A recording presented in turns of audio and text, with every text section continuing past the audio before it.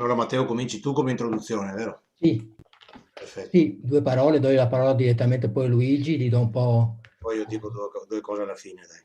Va bene. Va bene? L'ho riletto il quaderno ieri sera, fratello Luigi. Tutto il quaderno? Insomma, Che abbastanza. noia. Sì, appunto, hai fatto un lavoro certosino. Direttamente poi Luigi. Spero che l'abbia fatto il tuo Ma, computer. Due cose alla fine, ma è già vecchio, è Lo di so, lo so. agosto 2020.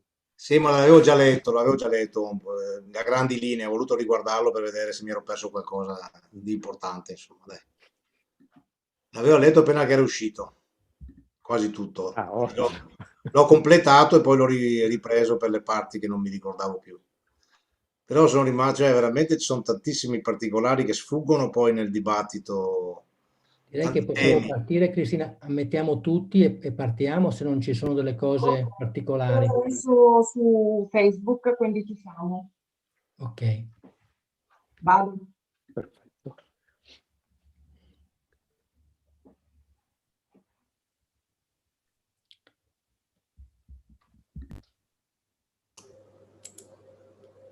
Buongiorno. Buongiorno. No, non secondo. Buongiorno. Buongiorno. Buongiorno a tutti. Buongiorno. Buongiorno. Buongiorno. Buongiorno. Buongiorno. Buongiorno. Buongiorno. Buongiorno. Buongiorno.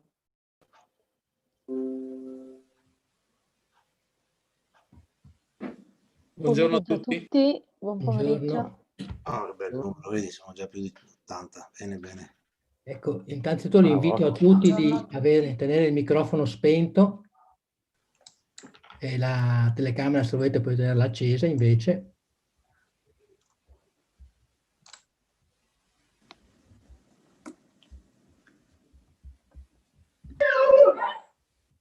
Meglio, secondo te, Gloria? Cosa? Allora, sembra che diventi troppo lento.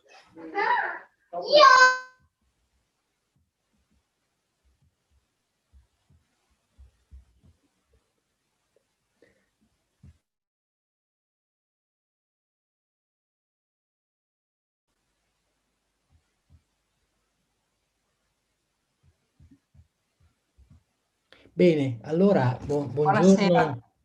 buongiorno a tutti. Ritorno a invitare chi entra a tenere il microfono spento. Grazie. Buongiorno benvenuti a questo secondo appuntamento del ciclo di incontri del promosso dall'ASVES Veneto e dal GAL, dal coordinamento dei GAL del Veneto. Questo secondo appuntamento vede l'intervento di Luigi Di Marco. Luigi Di Marco è di formazione architetto e pianificatore.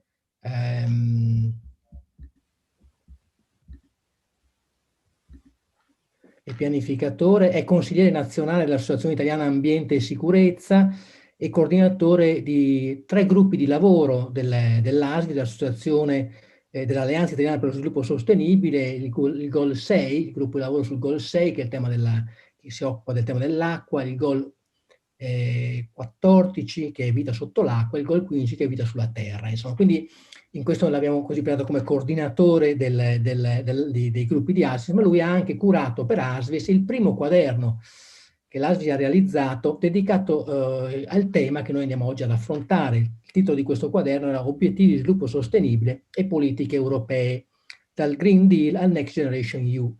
È un quaderno che trovate nel sito dell'ASVIS, che potete tranquillamente scaricare per andare a vedere e leggerlo. E il quaderno presenta un po', prova a mettere a sistema, insomma, in una lettura complessiva, le numerose iniziative dell'Unione Europea rispetto ai diversi ambiti dello sviluppo sostenibile, comprese ovviamente quelle per far fronte alla pandemia del Covid-19.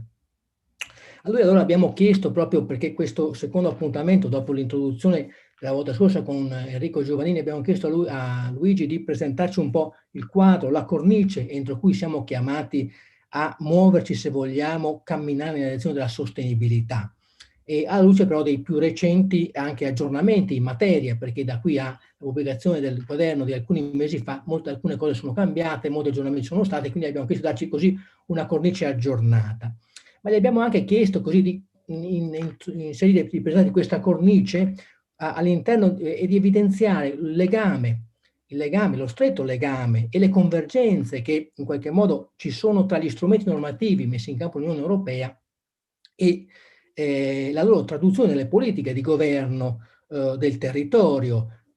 Per il Veneto pensiamo alla strategia regionale per lo sviluppo sostenibile, ma ancora di più per i piani nazionali e regionali di ripartenza e di resilienza. Quindi il collegamento, le convergenze, non so se si possa parlare anche dei vincoli tra i documenti europei e gli strumenti di programmazione a livello nazionale e regionale che oramai devono essere, si stanno elaborando, in alcuni casi sono già in fase avanzata. Questi strumenti, poi i piani di ripartenza e resilienza, sono gli strumenti che poi consentiranno anche l'accesso ai numerosi fondi europei, sia i fondi del Next Generation EU, ma anche i fondi della programmazione pluriennale 2021-2027. Ecco, a noi non interessa tanto andare a definire come si spartiscono i fondi, ma qual è il quadro entro cui questi strumenti ci possono aiutare per poi elaborare progetti all'altezza e attuare concretamente per accedere a queste risorse. E abbiamo chiesto anche a Luigi, nel tempo breve di un intervento, se riesce anche a fare qualche affondo, no? Rispetto alle alcune caratteristiche, alcune tematiche che sono, come dire, che qualificano le problematicità che il nostro territorio ha. Pensiamo al consumo di suolo, pensiamo al tema dell'inquinamento atmosferico, siamo nella pianura padana, pensiamo al tema dei trasporti, la strategia dei trasporti, insomma, alcuni temi che in qualche modo fanno del Veneto una delle caratteristiche in negativo o in positivo per il nostro territorio. E al nostro relatore abbiamo dato 35 minuti per così farci questo affresco, ci rendiamo conto della difficoltà in così poco tempo di darci questo, però insomma avrà sicuramente la capacità e la competenza per offrirci uno sguardo rispetto a queste questioni e poi lasciare ampio spazio al confronto, al dibattito per poter in qualche modo ancora sollecitare e raccogliere ulteriori informazioni, ulteriori riflessioni da parte del nostro relatore. Il dibattito, come l'altra volta, sarà introdotto da alcune domande programmate da quelli con cui abbiamo organizzato questi appuntamenti, quindi GAL del Veneto, la Confcommercio, la CIS, il Forum, il terzo settore, e poi ovviamente anche degli altri partecipanti. In linea di massima vi chiediamo di mandare le domande sulla chat in modo tale che sia più semplice per noi poterle leggere, farle vedere anche allo stesso relatore e poter rispondere. E detto questo, in breve parole introduttive, lascio la parola a Luigi Di Marco per il suo intervento, che ringrazio ovviamente per aver accettato di partecipare e ringrazio ovviamente l'ASVIS che ha dato il patrocinio a questa iniziativa e i partner con cui stiamo organizzando tutto questo, cioè i GAL del Veneto e la Confcommercio, il Forum Terzo Settore del Veneto e la CIS del Veneto. Luigi, a te la parola per il tuo intervento. Grazie Matteo, grazie a voi per l'invito, assolutamente, e ancora complimenti all'ASVES che rappresenta un fatto unico di organizzazione della società civile a supporto dell'Agenda 2030 a livello regionale, come l'ASVIS lo rappresenta a livello nazionale, ed è un buon esempio, questo lo sappiamo, ASVIS è un fatto unico a livello mondiale, e ASVES lo è a livello nazionale rispetto alle regioni. E se vogliamo, forse anche non solo le regioni italiane, ma anche al di fuori, perché non abbiamo al momento notizie sul fatto che ci siano altre realtà regionali in Europa o nel mondo che abbiano organizzato la società civile così come stiamo facendo insieme anche con ASVES. Dunque, 35 minuti, anche la cornice sarà difficile darvela completa, per cui io mi reputerei già soddisfatto se dopo 35 minuti riesco a dare qualche spunto per alimentare un dibattito tra di noi e l'affondo cui Matteo mi invitava di fare rispetto alla realtà territoriale del Veneto, poi sarà bello magari riuscire a farlo insieme con voi che conoscete la vostra realtà territoriale e quindi ne sapete sicuramente molto più di me. Dunque, due parole, io provo a condividere le slide, vediamo. Sì, eccole qua.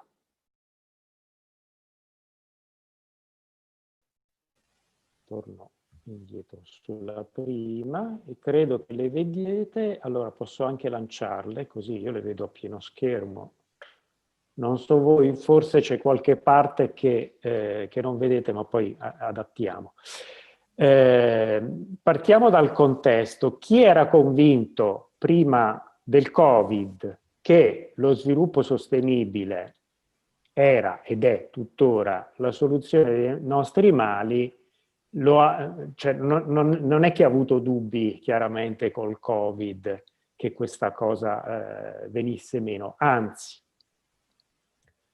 il segretario generale dell'ONU Guterres già il 19 marzo 2020 pubblicava questo documento sul Covid indicando che il punto terzo, dopo la priorità nell'affrontare l'emergenza sanitaria, il secondo punto del focalizzare su la crisi economica che si era subito capito che sarebbe stata collegata all'emergenza sanitaria, era già nel vivo nelle prime settimane del lockdown, per cui bisognava prestare soccorso, e su questi due punti, voglio dire, sia a livello europeo che nazionale ci siamo dati da fare. Il terzo punto è la responsabilità di una ripresa migliore, cioè di una ricostruzione migliore al fine di, come metteva nel suo audiomessaggio, di emergere più forti dalla crisi, costruendo la ripresa con l'agenda scusate che so che qualcuno magari non riesce a vederlo, con l'Agenda 2030, con l'Accordo di Parigi, mantenendo quelle che erano le promesse che erano state fatte per le persone e per il pianeta, attuando quella che era il decennio di azione per realizzare gli obiettivi di sviluppo sostenibile. Quello che è interessante è che una revisione anche critica ha cominciato a farlo chi magari inizialmente non è che sposava l'Agenda 2030 come cura per i mali del mondo. Scusate.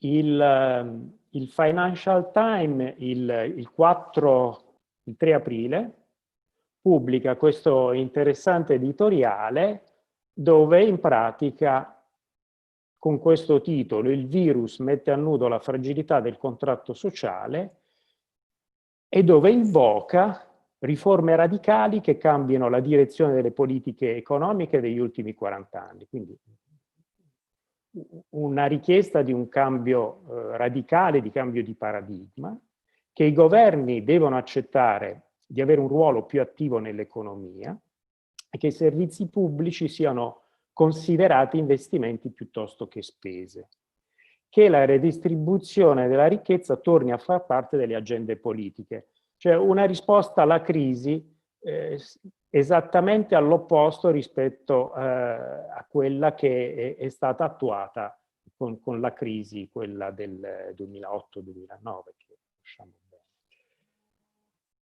Nel frattempo l'Europa comunque, voglio dire, ci stava pensando a queste cose, non è che doveva aspettare il segretario generale dell'ONU o il Financial Times per muoversi. Infatti c'è già una presa di posizione forte il 6 aprile 2020 da parte del Comitato Economico e Sociale Europeo, che chiede specificamente, insiste su la necessità. Scusate se tenete chiusi i microfoni, riusciamo ad andare avanti meglio.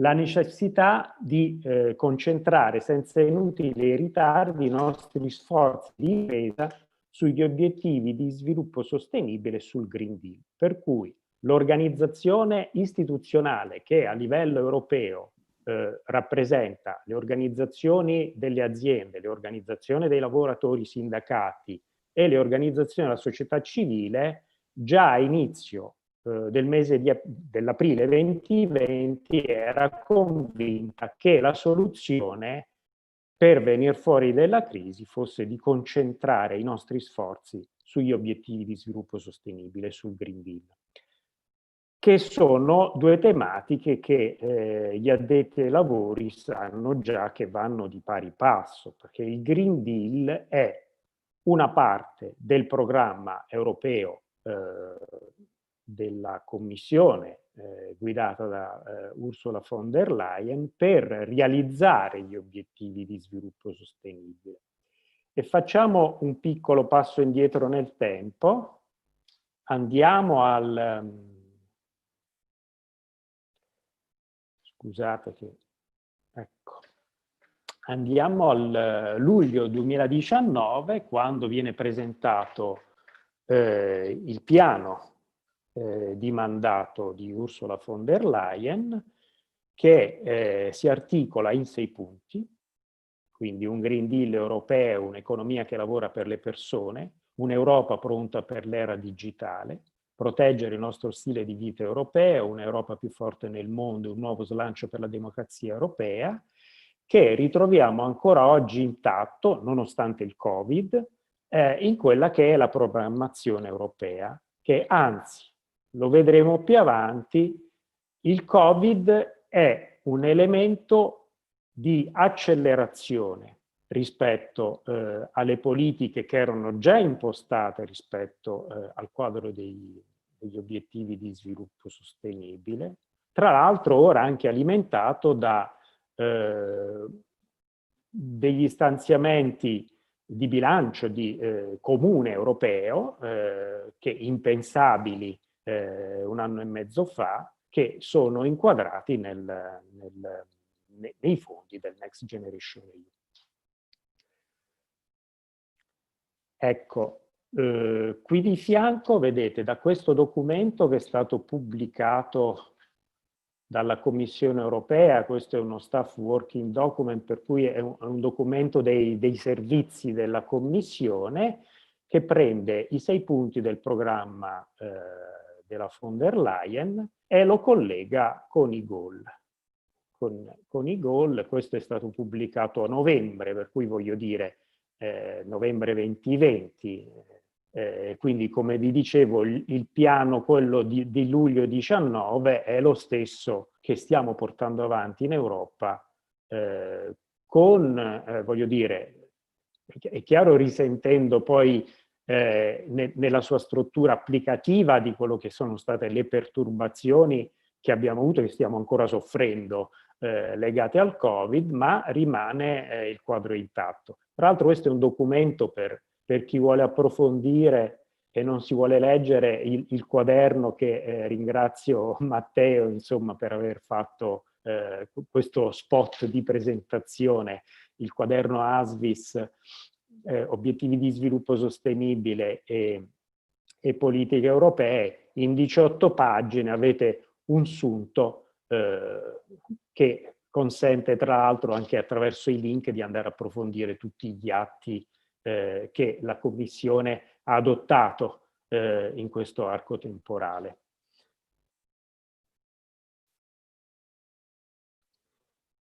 Ecco, è interessante questo quadro di sistema, sempre costruito dai servizi della Commissione, che dimostra come le politiche in pratica che sono state costruite di sistema, quindi non sugli obiettivi, ma quelle di programmazione e monitoraggio, siano tutte integrate tra loro e sostengono un progetto unitario che è quello, ecco, infatti lo intitolo Whole Government Approach, un approccio di interezza di governo che è il governo dell'implementazione degli obiettivi di sviluppo sostenibile. In particolare, vedete qui indicato il semestre europeo come sistema in pratica con cui la Commissione valuta quelle che sono le prestazioni degli Stati membri e dà una serie di raccomandazioni. Con la nuova Commissione il semestre europeo diventa uno strumento di analisi della prestazione degli Stati membri rispetto al conseguimento degli obiettivi di sviluppo sostenibile. E le raccomandazioni vanno anche di conseguenza. Così come anche gli strumenti di finanza, finanza pubblica chiaramente dell'Unione Europea, quindi il quadro finanziario pluriennale e il Next Generation EU, sono coerenti e a supporto rispetto alla realizzazione del quadro degli obiettivi. Come gli altri strumenti, il Better Regulation significa il programma legiferare meglio, è un sistema per cui qualsiasi cittadino europeo è titolato a partecipare, chiaramente deve averci le informazioni per poter andare, comunque c'è un sistema di massima trasparenza e partecipazione dove tutti i processi legislativi e non legislativi avviati dalla Commissione sono aperti ai contributi dei cittadini, dove si può entrare, c'è un portale che si chiama Have Your Say, di la tua, per cui già sul nascere i cittadini sono informati e possono dare i propri contributi, tra l'altro leggere anche quello che hanno scritto gli altri. Un altro strumento fondamentale è quello della coerenza politica, ve ne ha già parlato l'altra volta Enrico Giovannini perché era il tema, il titolo se non mi sbaglio del suo intervento, oltre a dirvi tante cose molto interessanti di sistema. Ecco, un altro, l'impegno dell'Europa nel mondo, quindi tutti gli accordi internazionali, tipo gli ultimi, c'è stato quello della Brexit, nei pilastri dell'accordo c'è il rispetto degli impegni assunti con l'Agenda 2030 e con l'Accordo di Parigi, così come anche nel recentissimo accordo quadro che è stato fatto anche con la Cina, troviamo le stesse misure di vincolo reciproco, mantenendo quelle che erano le condizioni di sistema che la von der Leyen nel suo programma si era proposta, insomma, per la fiducia al Parlamento e al Consiglio europeo, con i sistemi anche di monitoraggio e di reporting. Una parte molto importante è quella che stiamo sperimentando tra l'altro qua noi insieme stasera, l'impegno e il coinvolgimento della società civile e degli altri stakeholder.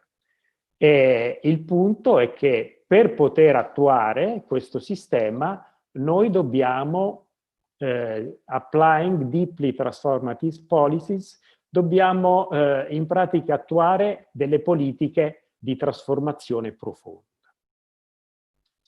Non a caso il titolo del programma di Ursula von der Leyen si chiama Un'Europa più ambiziosa.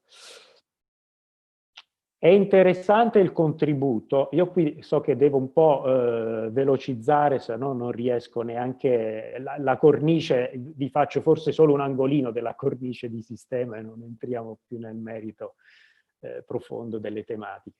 È interessante andarsi anche a leggere i pareri, per esempio, che dà il Comitato delle Regioni, che rappresenta le regioni europee, e tra l'altro mettendo in evidenza il fatto che le regioni sono anche molto più convinte a volte che non il Parlamento e il Consiglio sul fatto che gli obiettivi di sviluppo sostenibile sono quello di cui noi abbiamo bisogno per un futuro, per poter realizzare il futuro in cui crediamo, un futuro sostenibile dunque.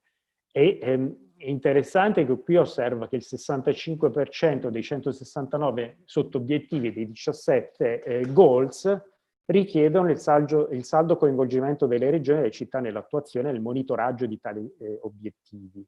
Le città e le regioni localizzano gli obiettivi sostenibili sul campo.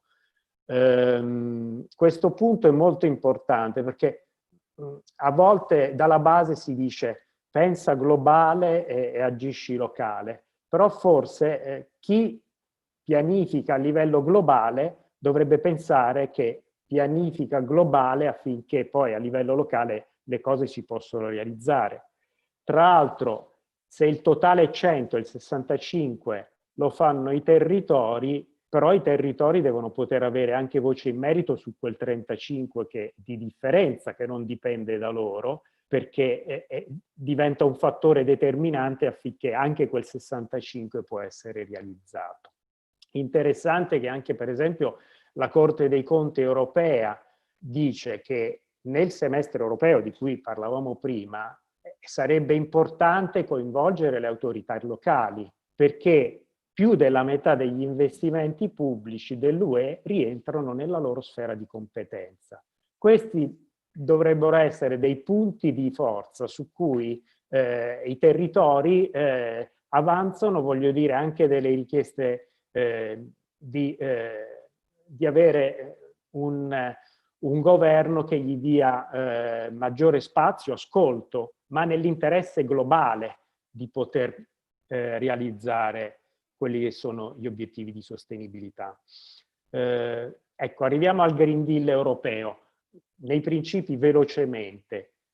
I problemi legati al clima e all'ambiente sono il compito che definisce la nostra generazione. Questa è una dichiarazione, voglio dire, lapidaria, molto forte, ma che fa capire, voglio dire, che è su questo che intendiamo lavorare. E gli aspetti ambientali non sono un qualcosa che è slegato dagli obiettivi ambientali, perché, punto 2, una nuova strategia di crescita mirata a trasformare l'UE in una società giusta e prospera. Proteggere, conservare e migliorare il capitale naturale dell'UE a proteggere la salute e il benessere dei cittadini, anche qui dai rischi di natura ambientale, quindi anche qui fa il collegamento fra salute dell'ambiente, benessere e salute dei cittadini. L'ultimo punto, che anche questo è fondamentale, che la transizione deve essere giusta e inclusiva. Non si realizzerà il Green Deal se non c'è una partecipazione inclusiva della società civile, dei cittadini tutti, e se questa transizione non non sarà direzionata a risolvere quelle che sono le loro aspettative, i loro bisogni. Infatti viene chiamata anche il non lasciare indietro nessuno, transizione giusta. Non lasciare indietro nessuno è uno degli slogan dell'Agenda 2030 che si sostanzia in pratica all'interno del concetto di giusta transizione. Qui adesso vado avanti più velocemente. I macro obiettivi sono 8 del Green Deal e su tutti questi macro obiettivi, a parte l'ultimo sull'inquinamento zero, comunque su tutti questi obiettivi la Commissione ha già presentato per ciascuno una strategia. Nel caso degli obiettivi dell'UE in materia di clima ha presentato quella che è la legge europea per il clima, che la chiamano legge europea perché di fatto è un regolamento europeo che nel momento in cui sarà approvato dal Parlamento e dal Consiglio europeo, per noi, come per gli altri Stati europei, avrà una valenza di legge, sarà immediatamente applicabile senza dover aspettare un passaggio di recepimento come avviene per le direttive. Fondamentali poi gli obiettivi trasversali perseguire i finanziamenti e gli investimenti verdi, nella prospettiva che la finanza dovrà diventare tutta verde e sostenibile e che i rubinetti della brown economy andranno a chiudersi progressivamente, mentre quelle della finanza verde andranno ad aprirsi sempre più. Questo è necessario perché se no non bastano neanche 10 Next Generation EU per avere i fondi necessari affinché vengano attuati gli obiettivi del Green Deal. Come inverdire i bilanci nazionali e inviare i giusti segnali di prezzo. Potremmo dire anche inverdire i bilanci regionali, perché voglio dire, comunque le cose sono collegate. Non ha senso, voglio dire, che ci sia comunque un denaro pubblico speso in Europa per fare delle cose che sono contro gli obiettivi che la politica europea, nazionale e regionale vuole portare avanti. Stimolare la ricerca e l'innovazione, questo anche, voglio dire, è un qualcosa che devono cogliere i territori e le regioni nel portare avanti progetti di ricerca e innovazione, anche approfittando di quelli che sono i fondi che metterà a disposizione l'Europa con il prossimo programma Orizzonte Europa, particolarmente, voglio dire, corposo in termini economici, si aggira quasi sui 100 miliardi il programma sul 2021-2027. Far leva sull'istruzione e la formazione è il principio del non nuocere, un impegno a favore dell'ambiente. Questo è un concetto nuovo che è stato introdotto. Qualsiasi cosa che facciamo non dovrà nuocere all'ambiente, quindi però bisognerà, voglio dire, porsi in che modo, con quali strumenti adottare. Forse non bastano quelli che già abbiamo, tipo la valutazione ambientale strategica e la valutazione di impatto ambientale, ci vuole qualcosa oltre, perché questi sono strumenti che già abbiamo. Il Comitato delle Regioni fa delle osservazioni sul programma del Green Deal, chiedendo chiaramente il coinvolgimento della popolazione locale nell'elaborazione e l'attuazione delle proposte, chiede un'estensione del patto dei sindaci, e qui siamo a una scala, voglio dire, dei sindaci, quindi delle città, dei comuni, che è interessante che le regioni tengono da conto nella loro pianificazione, perché con il patto dei sindaci abbiamo a disposizione uno strumento per poter realizzare quelle che sono le strategie regionali. Ecco, qui voglio dire, lo so che non lo vedete, è solo per far capire la carrellata di documenti e di programmi che scaturiscono da quel quadro dei 6 punti di Ursula von der Leyen. Questo è solo le azioni del Green Deal, perché poi ci sono anche quelle legate all'economia al servizio delle persone. Importante il fatto che è stata recuperato il pilastro europeo dei diritti sociali, che era un atto quadro che era stato adottato già nel 2017 dalla Commissione, Parlamento e Consiglio, dove indicava una serie di in pratica obiettivi che noi abbiamo collegato rispetto ai singoli goals. Questa è un'elaborazione nostra, questa con indicata Agenda ONU 2030, ma vi assicuro che le istituzioni europee sono assolutamente consapevoli che le due cose sono perfettamente allineabili. La trasformazione verde, la trasformazione digitale come sfide indissociabili, e io ho visto girare qualche documento che parla di sostenibilità e digitale. È un errore, non può esistere un digitale che non sia anche sostenibile nel quadro di sistema dello sviluppo sostenibile, perché vuol dire che è il digitale che non vogliamo. Nella comunicazione di febbraio, dove è indicato plasmare il futuro digitale dell'Europa, se vedete i temi, è una tecnologia al servizio delle persone, un'economia equa e competitiva, una società aperta, democratica e sostenibile, Ciò vuol dire che quando pensiamo al digitale non dobbiamo pensare semplicemente all'innovazione tecnologica, ma dobbiamo pensare a quelle che sono le necessità sociali che vogliamo soddisfare. Questo è il programma di un'Europa pronta per l'era digitale, che tra l'altro ha molti collegamenti anche con gli altri programmi, per esempio sull'educazione al digitale, nel promuovere le competenze di istruzione e l'inclusione. Ecco, questo è il quadro della cooperazione internazionale, che ha i contenuti che vi dicevo prima, il principio che ogni nuovo accordo concluso contenga un capitolo distinto dedicato allo sviluppo sostenibile e che chiaramente si auspica che questa sostenibilità sia monitorata e verificata, ma che poi non vada in contrasto rispetto anche a altre condizioni all'interno degli accordi commerciali.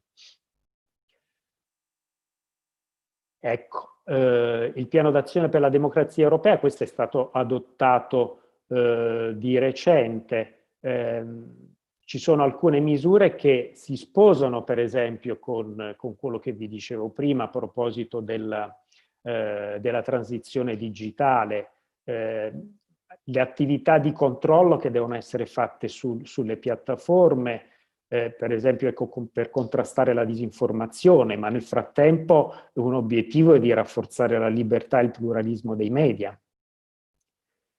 Promuovere l'integrità delle elezioni. Qui c'è una preoccupazione forte, per esempio, sul condizionamento attraverso i social, la manipolazione che può essere della volontà di voto, della psicologia delle persone, che può condurre a falsare, voglio dire, quello che è un fair play democratico o un corretto utilizzo dei media.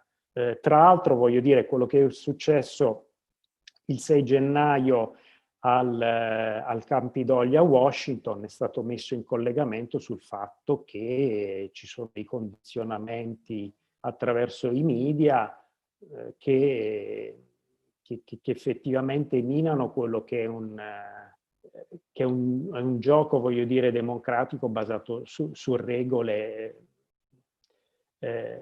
corrette. Anche, voglio dire, il fatto che il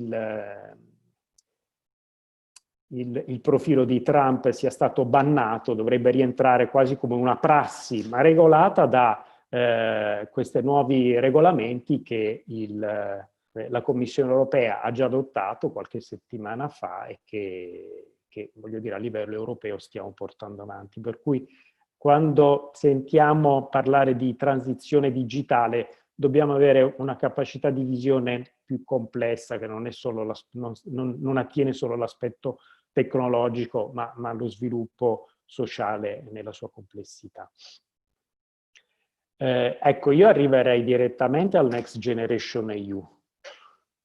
Questo è il palazzo della Commissione europea. Come vedete hanno scritto Next Generation EU, come in ASVIS continuiamo a professare, non Recovery Fund, perché, voglio dire, è vero che sono la stessa cosa in termini di soldi, però un conto è chiamarlo Next Generation EU, cioè un qualcosa proiettato al futuro nell'interesse delle prossime generazioni, un altro conto, fondo per la ripresa. L'articolazione è quella, voglio dire, probabilmente già conoscete, questo totale di 750 miliardi, il cui grosso della spesa va nel dispositivo per la ripresa e la resilienza, quella su cui, voglio dire, sappiamo che si sta lavorando sul piano. Il piano di ripresa, quindi recovery plan dovrebbe essere il piano, recovery, ecco, in questo caso è corretto, però c'è anche la parola resilienza che non è voglio dire, non è messa lì ad abbondantiam, ma ha un'indicazione di destinazione della spesa ben precisa. Quando è stato adottato, chiaramente, voglio dire, è stato presentato dalla Commissione con un regolamento istitutivo del fondo, che fa riferimento, allora, quello che abbiamo già detto, dobbiamo portare avanti le transizioni verde e digitale, gli obiettivi di salute, competitività, resilienza, produttività, istruzione, ricerca e innovazione, crescita intelligente, sostenibile e inclusiva, cioè tutto il pacchetto in pratica che già vedevamo delle politiche europee già decise prima del Covid. E quello che è interessante è che deve costituire un allegato al piano nazionale di riforma. Cioè c'è un piano nazionale di riforma che ogni Stato membro dovrebbe redigere, fatto sulla base delle raccomandazioni del semestre europeo, quindi avere un'idea generale delle riforme e di cui, voglio dire, il Piano Nazionale di Ripresa e Resilienza ne rappresenta un allegato, cioè uno sviluppo, però uno sviluppo partendo da una visione sistemica d'assieme di quali riforme vogliamo portare avanti, di cosa abbiamo bisogno. Le raccomandazioni del semestre europeo erano già note il 20 maggio, adesso io non entro nel dettaglio perché dobbiamo andare avanti abbastanza spediti, se no rubo tempo al dibattito. C'è il punto, insomma, liquidità all'economia reale, migliorare l'efficienza del sistema giudiziario e il funzionamento della pubblica amministrazione. Questo è fondamentale perché noi come l'Europa lo sappiamo che se non abbiamo una pubblica amministrazione che funziona in maniera adeguata, questi soldi faranno fatica a riattivare l'economia e non avremo neanche la garanzia che vengono spesi, voglio dire, per il motivo per cui, voglio dire, li abbiamo, sono stati messi a disposizione. È interessante, ecco, a settembre 2020 che vengono date nuove indicazioni sull'utilizzo del dispositivo di ripresa e resilienza nella strategia di crescita sostenibile 2021, che sono fatti per essere meglio preparati al futuro e lo ribadiscono, insomma, per chi magari ha detto ma non c'era scritto che devono essere in linea con gli obiettivi, no, invece ce lo precisano che devono essere in linea con gli obiettivi di sviluppo sostenibile delle Nazioni Unite. Poi ci sono degli sviluppi che hanno di dettaglio sull'aspettativa di questi fondi, come devono essere spesi, messi a disposizione dai servizi della Commissione, pubblicati, che non entriamo nel dettaglio, magari nel dibattito recuperiamo qualcosa. Ecco, questo è il quadro complessivo del Next Generation EU, lo vedete al centro, assieme al quadro finanziario pluriennale, per totalizzare una somma di 1.824,3 miliardi che viene, bisogna dire, dando atto alla realtà dei fatti, vantata come una somma straordinaria che mai prima d'ora l'Europa è stata in grado di mettere a disposizione ai governi. Insomma. Questo è nonostante il fatto che abbiamo avuto anche la Brexit che chiaramente, voglio dire, ha tolto risorse al quadro complessivo. Tra l'altro il Parlamento europeo, questo è stato il 16 dicembre 2020, è stato approvato il quadro finanziario pluriennale, ottenuto anche 11 miliardi in più per completare alcune spese sulla salute, sul programma di ricerca Orizzonte Europa, Fondo per la gestione integrata alle frontiere. Ecco, chiudendo, due parole su quelli che sono i vincoli di destinazione di queste somme, che è importante riflettere su questo. Già il Consiglio europeo a luglio, quando aveva in pratica dato l'ok sul piano Next Generation EU e sul quadro finanziario pluriennale, aveva detto Attenzione però, noi vogliamo che l'obiettivo climatico debba avere almeno il 30% di tutta la spesa europea e comunque il restante 70% in linea di principio non può andare contro quelli che sono gli obiettivi climatici, per cui indicava che tutte le spese dell'UE dovrebbero essere coerenti con gli obiettivi dell'Accordo di Parigi. Ed è un'indicazione molto forte, assolutamente forte, e sta di fatto che fino a tutto dicembre, se leggete qui di fianco, questa è la dichiarazione che è stata allegata all'approvazione del quadro finanziario pluriennale, ancora non sono state date le indicazioni di dettaglio da parte della Commissione su quale metodologia di controllo di questa spesa disporremo. Quindi voglio dire, anche le stesse proposte di progetti all'interno del Piano Nazionale di Ripresa e Resilienza dovranno essere un attimo esaminati rispetto al principio di coerenza indicato dal Consiglio europeo di luglio 2020, il principio di coerenza rispetto al conseguimento degli obiettivi di Parigi. Considerato anche che nel frattempo sappiamo che la Commissione ha proposto questo rialzo del taglio delle emissioni al minimo 55% al 2030, mentre invece noi abbiamo un piano nazionale integrato energia e clima che resta con quello che era l'accordo precedente. All'Italia c'era una quota del 37%, anche inferiore al 40%. Comunque voglio dire, il rialzo delle ambizioni è un qualcosa in cui costantemente negli atti che sono stati adottati da quando è stato varato il Next Generation EU a oggi, l'Italia è continuamente, voglio dire, la raccomandazione ad alzare il livello d'ambizione è stata, voglio dire, non ha avuto punti diciamo, di discontinuità.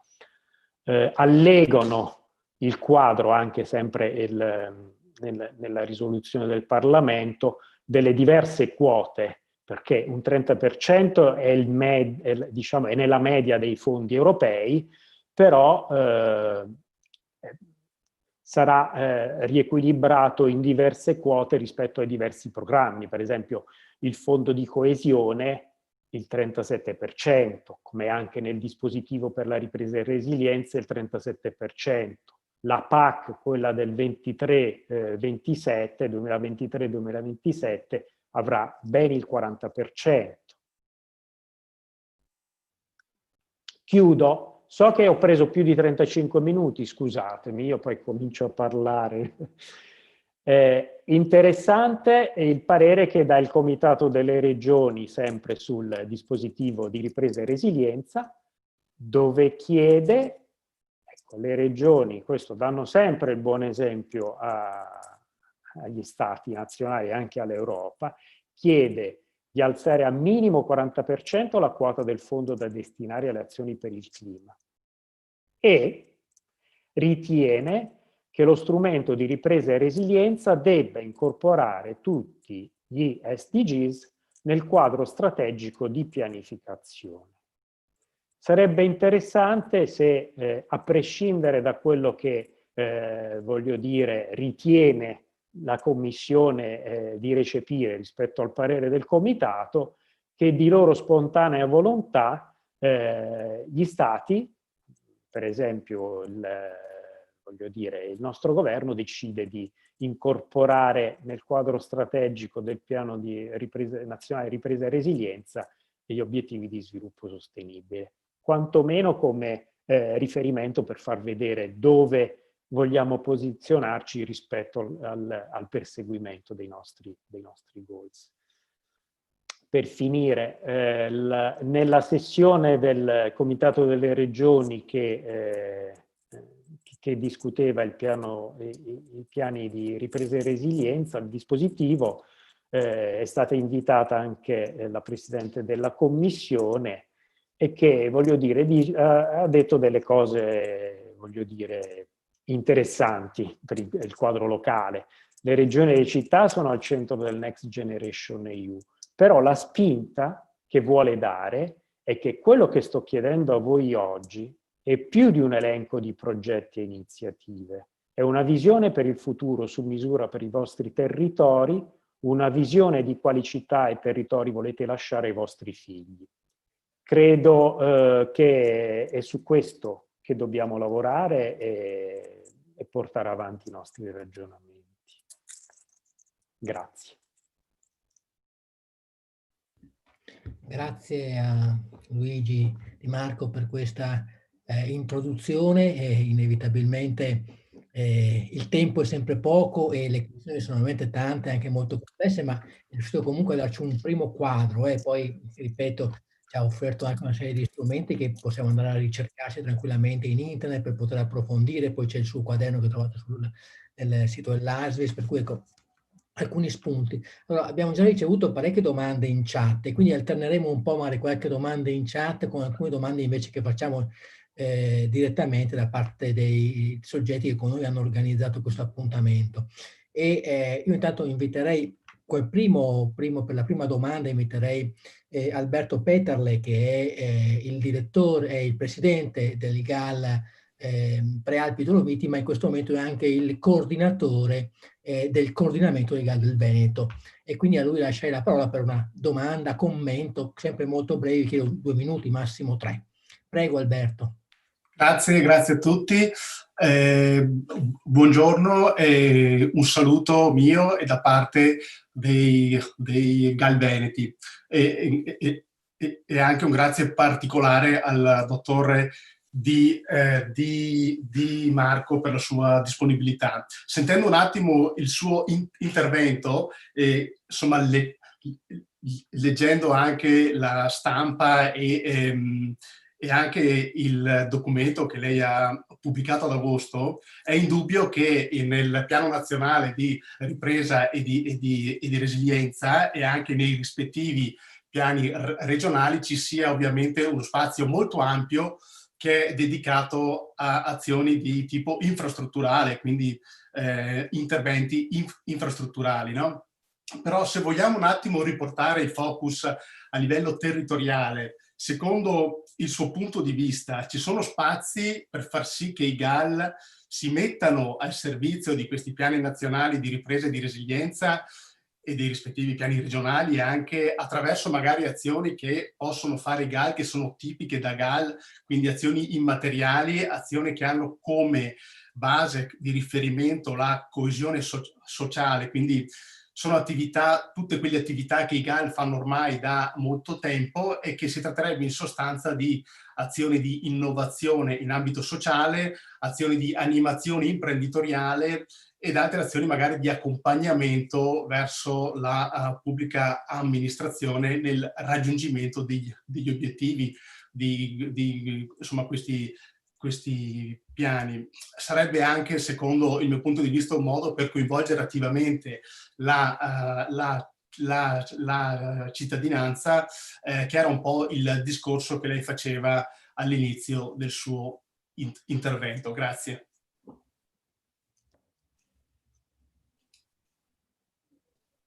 Ecco, io sarò sintetico nelle risposte, perché voglio dire, almeno così diamo più spazio anche agli altri di intervenire. Però voglio dire, la mia intenzione è che poi magari, voglio dire, per quello che non riesco a essere esaustivo, poi spero, auspico che ci siano anche successive possibilità di confronto anche con ciascuno di voi. Rispetto ai GAL, io darei una risposta generale. Io credo che tutti gli enti che svolgono un'attività pubblica dovrebbero fare una propria ricognizione, come alcuni anche hanno fatto, rispetto a quello che è il proprio mandato istituzionale e come questo mandato si colloca rispetto al quadro degli obiettivi di sviluppo sostenibile. E questo lo possono fare anche loro singolarmente, autonomamente, partendo dal basso. Poi avremo gli strumenti che arriveranno, e non sappiamo ancora bene, per esempio, cosa potrà arrivare dal Piano Nazionale di Ripresa e Resilienza, però, voglio dire, arriveranno delle cose sui territori e magari arriveranno, non sappiamo a quali soggetti istituzionali saranno mirati, eccetera, però, voglio dire, facciamoci noi un quadro delle idee di cosa ci compete e come queste nostre competenze si inquadrano rispetto agli obiettivi di sviluppo sostenibile. E poi gli strumenti noi cerchiamo, i mezzi cerchiamo di prenderli da dove possiamo. Compreso, chiaramente, voglio dire, bisognerà prepararsi anche per i fondi della nuova PAC, o nel frattempo capire anche la PAC, quella fino al 23, voglio dire, cosa ci mette a disposizione per utilizzare al meglio, voglio dire, le risorse, perché alla fine l'obiettivo poi è quello. Anche a parità di condizioni, se noi abbiamo una preparazione, una sensibilità per orientare i nostri sforzi rispetto agli obiettivi di sviluppo sostenibile, lo facciamo meglio se abbiamo una consapevolezza e una capacità di strutturarci rispetto a quegli obiettivi. Grazie. Chiederei adesso a Gianfranco Refosco della CIS Veneto se vuole anche lui fare una domanda, commento rispetto all'intervento che abbiamo sentito oggi. Prego, grazie Matteo, grazie dottor Di Marco, molto interessante la presentazione. Io faccio una considerazione e poi una domanda. La considerazione che mi sento di fare è che il percorso fatto dall'Unione Europea fin dalla nascita di questa nuova commissione con il Green New Deal, con l'impostazione programmatica iniziale, ma ancora di più dopo l'avvio della pandemia, diciamo, ha silenziato negli ultimi mesi tutti quelli che erano contrari a un'azione dell'Unione Europea o che propagandavano magari un'uscita anche del nostro paese dall'Unione. Mi sembra che il piano che è stato predisposto, che è stato discusso con i governi e che sta per essere approvato insieme al bilancio settennale, sia un piano sufficientemente ambizioso e che debba coinvolgere tutti gli Stati in una grande azione di progettazione, di riprogettazione dopo la pandemia. Allora, la considerazione è questa: l'Unione Europea in questo caso ha predisposto tutti gli strumenti che sono necessari per costruire un piano non solo di ripartenza e di resilienza, ma anche per definire una visione anche a livello di paese di quello che ci aspettiamo.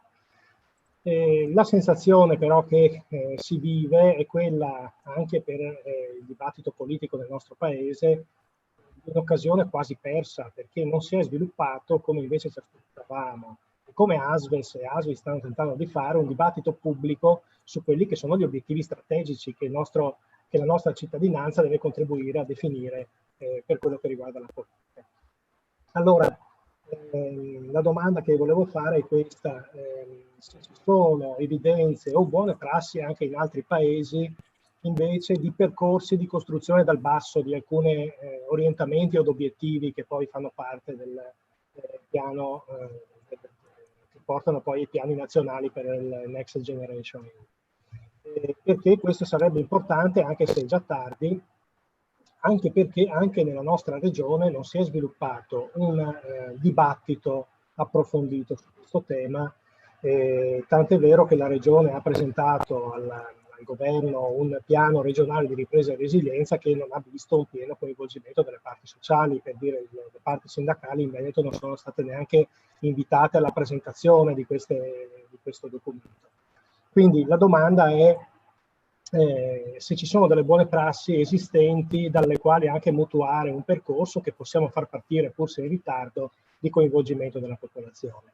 L'altra cosa sulla quale volevo delle indicazioni un po' più chiare, anche se le anticipate prima, è quale sarà la modalità poi di gestione delle risorse che verranno assegnate agli stati, ma non si capisce se saranno poi assegnate alle regioni, come succede per esempio per i piani dei POR esistenti, e sui quali comunque i soggetti del territorio hanno un'influenza anche nella parte poi progettuale ed applicativa, diciamo, delle risorse. Grazie Gianfranco, e mi aggiungerei, ci sono un paio di domande sulla chat che in qualche modo richiamano anche l'intervento di Gianfranco. Una fa riferimento a come saranno coinvolte le popolazioni locali e attraverso quali istituzioni, ovviamente nella ripartizione, nella definizione dei piani e poi nella ripartizione, e l'altra che in qualche modo anche qui incrocia un po' l'ultima parte della domanda di Gianfranco, è se è previsto un sistema di monitoraggio con indicatori sulla resa degli investimenti.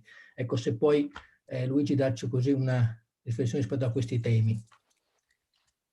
Sì, ma dunque le risposte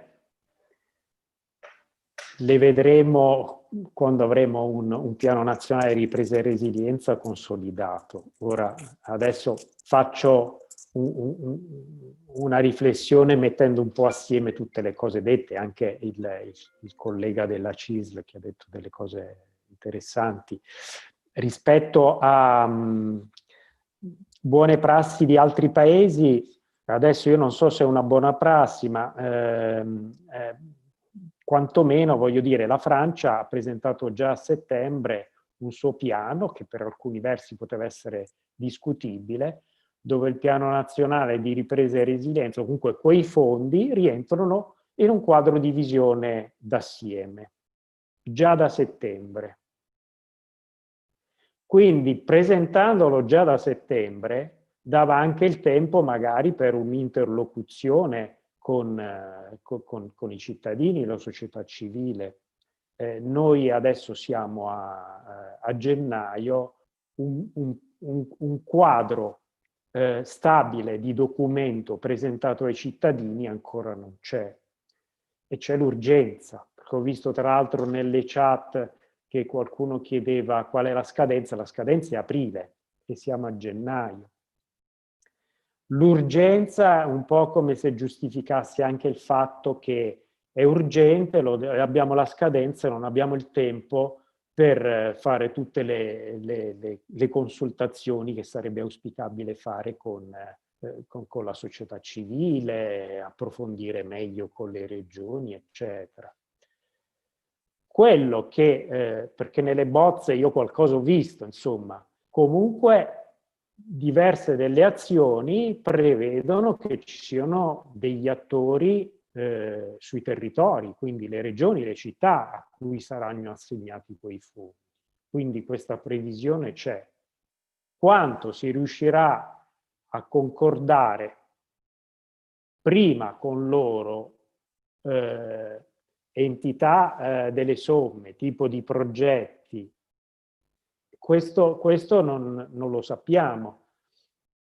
Forse ci sarà ancora la possibilità dopo aprile, perché il piano magari sarà un qualcosa ancora, se vogliamo, se viene accettato su grandi linee, dove poi c'è la possibilità magari di andare a approfondire più nel dettaglio, insomma, questi fondi, come spenderli più nello specifico. Voglio dire, io ho visto che se prevedono delle linee treni ad alta velocità, chiaramente, voglio dire, dovrà esserci una fase di progettazione, una valutazione ambientale strategica, quindi una partecipazione dei cittadini.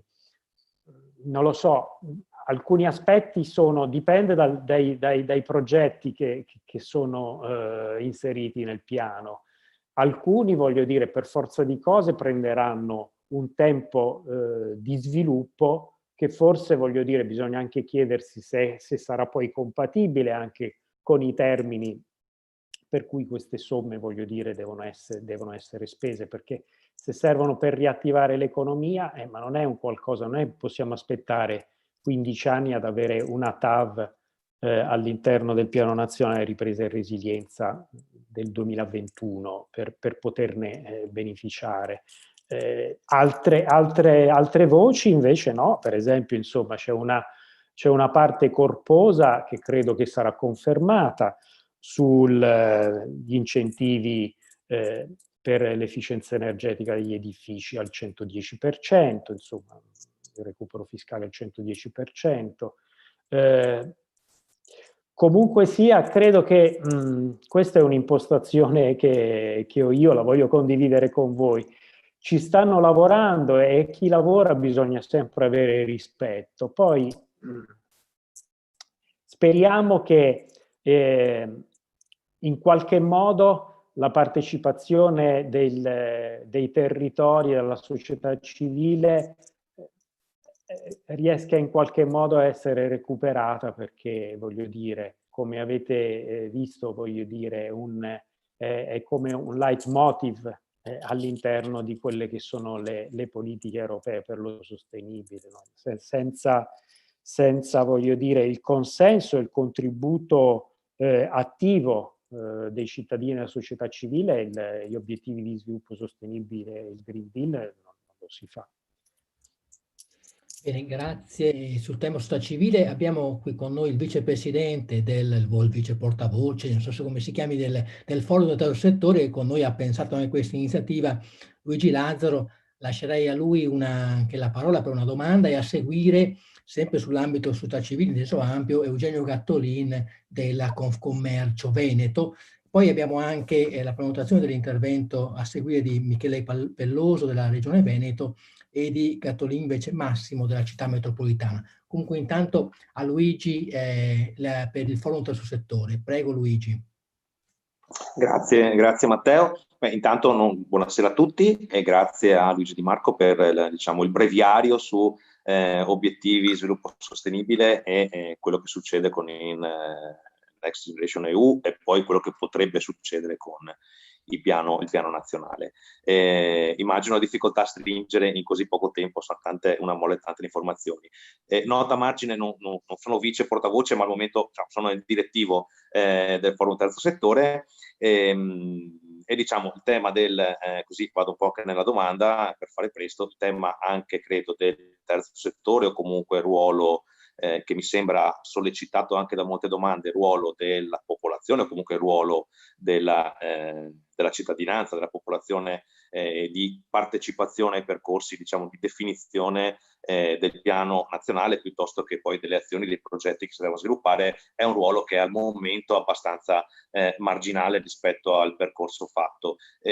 Così con una battuta fa un po' sorridere che le regioni abbiano notato una mancanza, un approccio top down rispetto al percorso del piano nazionale di resilienza o comunque del recovery fund europeo, quando le stesse regioni, insomma qui per il Veneto, magari molti di voi lo sanno già, però insomma ecco, il PRRR, il piano regionale di resilienza, rinascita e resilienza, è un piano che non è passato dal Consiglio regionale, ma è passato solo dalla Giunta, peraltro in fase preelettiva, perché a settembre, se non sbaglio, a fine settembre il piano è stato licenziato dalla Giunta, la proposta di piano regionale licenziata dalla Giunta ed inviata al governo, e quindi di per sé già l'approccio della regione è un approccio esclusivo, quindi che tende a non includere nella partecipazione alla discussione dal terzo settore a tutti i soggetti stakeholder, quindi tutte le categorie che dovrebbero un po' avere un ruolo anche in questo percorso di recupero, ed è un piano, quello regionale, vado un po' nell'inquadramento della nostra regione, è un piano che sostanzialmente ha fatto tirare fuori dai cassetti alle unità operative di progetto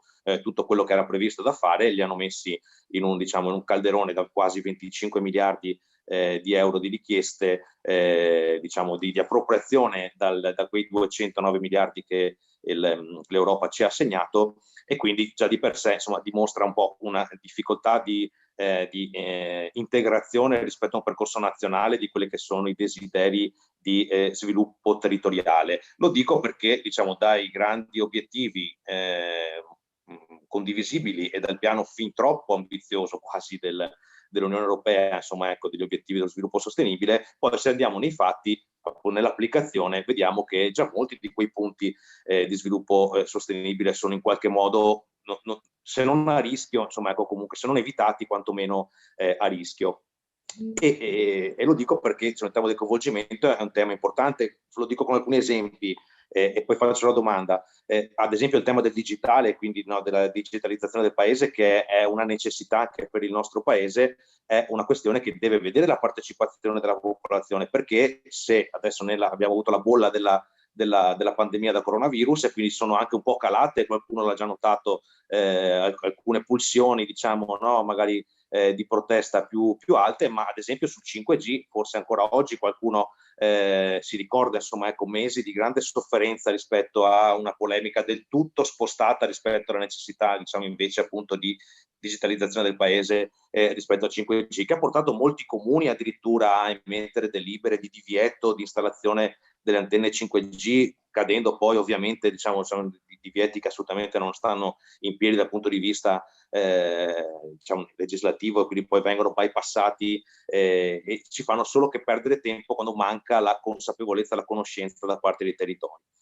Lo dico perché se, così, e faccio la domanda, se pensiamo di poter agire, certo ora in questa fase sul piano nazionale in qualche modo di resilienza con diciamo, interventi, richieste, proposte, noi come, diciamo, parlo come Legambiente, ma lo stanno facendo tante associazioni del terzo settore, stiamo chiedendo su cosa sia meglio indirizzare questo piano, le risorse di questo piano, e quindi chiediamo ad esempio che ci siano meno partecipate e più partecipazione, che poi ha ricaduta, se uno va a vedere anche il piano regionale, in fin dei conti sono tutte unità di progetto della regione che dovrebbero operare mettere in campo queste risorse, quindi percorsi già segnati, già decisi dal governo e quindi neanche dalla giunta e neanche dal consiglio regionale, e quindi chiediamo che ci sia più partecipazione. La domanda è, può essere, così lo chiedo a bruciapelo, per provare a intervenire, diciamo, non su cosa ma quantomeno su come,